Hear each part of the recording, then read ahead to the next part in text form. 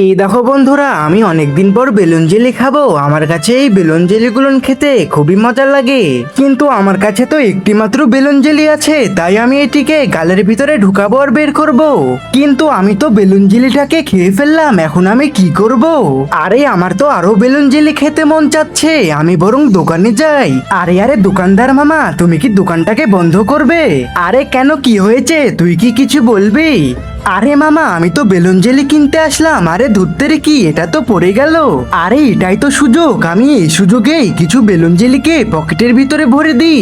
আরে বন্ধুরা, তোমরা আল্লাহকে ভালোবেসে থাকলে চ্যানেলটিকে সাবস্ক্রাইব করো।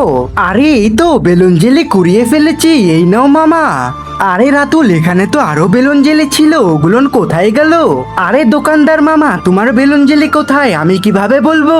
আরে আমি তোমার দোকান থেকে কোনো কিছুই কিনবো না, আমি চলে গেলাম। আরে রাতুল, তুই রাগ করছিস কেন? এখানে আয়।